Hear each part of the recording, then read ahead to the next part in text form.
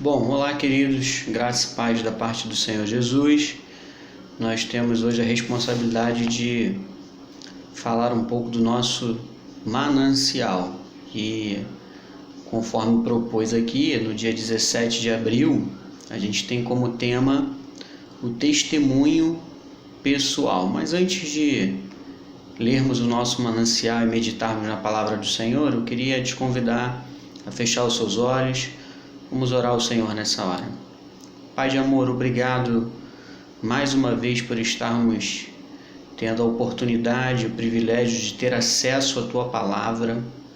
Nós gostaríamos, ó Pai, que o Senhor pudesse trazer esclarecimento, trazer esperança e que o Senhor fale ao nosso coração.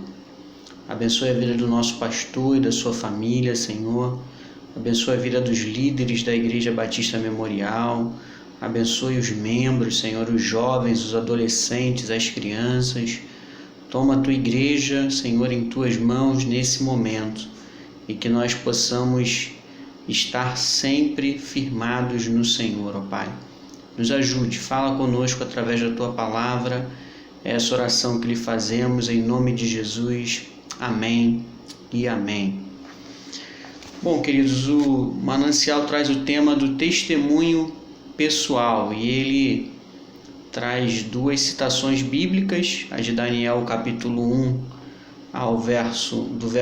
capítulo 1 do verso 1 ao verso 21 e também as leituras do Salmo 119, 120 e 121, né? Eu vou estar lendo o devocional e depois a gente vai estar aplicando um pouco aquilo que é alimento para a nossa vida e para o nosso coração nesse dia. Daniel, contudo, decidiu não se tornar impuro com a comida e com o vinho do rei, e pediu ao chefe dos oficiais permissão para se abster deles. Paulo afirma: aquele que está em Cristo, nova criatura é. 2 Coríntios 5,17. Na vida cristã, muitas vezes o testemunho pessoal vale mais que muitas palavras. Entre aquilo que você diz e aquilo que faz, as pessoas ficarão com aquilo que você faz. Existe um ditado popular que diz que ainda que o discurso ele seja bem aceito, ainda que o discurso ele seja bem recebido, as pessoas não se deixam levar pelo discurso. Há um exemplo disso nesse ditado que diz que o exemplo arrasta, ou seja, a gente é muito mais visível e visualizado através do nosso exemplo. E quando nós temos o exemplo daquilo que nós professamos, as pessoas geralmente irão nos ter como um parâmetro, como alguém que possa contar, como alguém que possa ajudá-los diante das suas dúvidas e diante das suas inseguranças. Então, os exemplos arrastam, é o que o autor aqui do manancial está nos ajudando a entender. Tiago 3,12 diz que figueiras não produzem azeitonas, nem videiras figos. Assim os frutos, que são os testemunhos, assim os frutos de uma pessoa dizem muito acerca de quem ela realmente é. Ou seja, o nosso fruto, ele é a imagem, né? Ele é a produção daquilo do que realmente somos. A Bíblia vai nos ensinar que o que nos contamina não é o que entra, mas sim o que sai. Então, aquilo que sai de cada um de nós é aquilo que está realmente no nosso âmago, no nosso interior, e é aquilo que nós somos. Daniel é um bom exemplo de um verdadeiro testemunho cristão por algumas razões. Em primeiro lugar, ele teve o desejo de ser fiel a Deus. Recusou-se a participar de banquetes consagrados a deuses pagãos, nem mesmo por um pouco de tempo.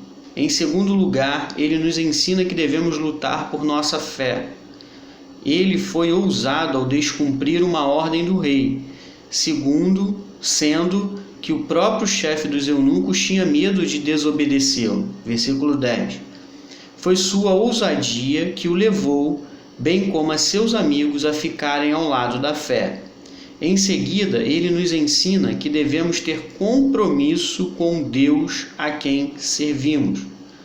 Não podemos viver uma vida cristã pela metade. Obediência dividida é pior do que a idolatria declarada. Aí ele faz menção aí àquele texto bíblico que a gente conhece, né? Não seja quente ou seja frio, pois se você for morno, vomitar-te-ei das minhas entranhas. Então, é mais ou menos nisso que ele se baseia nessa declaração. O jovem Daniel era inteligente e espiritual. São duas características difíceis hoje, né, irmãos? Às vezes a gente é muito inteligente, pouco espiritual, ou às vezes a gente é muito espiritual e pouco inteligente. Mas, sobretudo, desejoso de ser fiel, talvez a maior característica de Daniel. Que em nosso coração desejemos ardentemente não nos contaminar com as ofertas deste mundo. Bom, para a gente fazer uma aplicação melhor nesse texto, eu acredito que o nosso testemunho pessoal, e ele está querendo dizer aqui, eu acho que é nosso testemunho público, né? É a nossa imagem, como nós somos vistos diante dos nossos familiares, amigos, colegas de trabalho, sociedade e por aí vai. Eu acho que a gente peca um pouco no nosso testemunho pessoal por medo, né? Muitos de nós temos medo de ser envergonhado em público, né?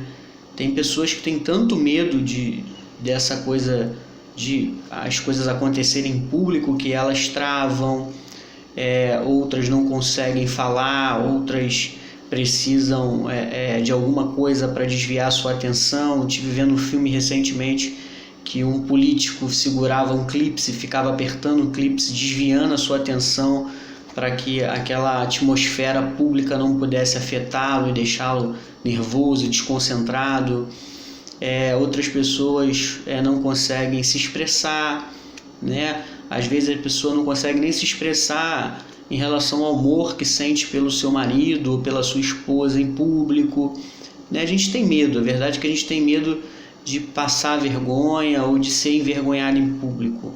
E com o nosso testemunho pessoal, acredito que não é diferente. Nós também temos esse receio, mas eu acredito que Daniel aqui, ele tenta nos ensinar uma coisa, que ainda que nós estejamos no meio de pessoas que estão desobedecendo a palavra de Deus, é possível nós obedecermos e não sermos envergonhados por questão disso.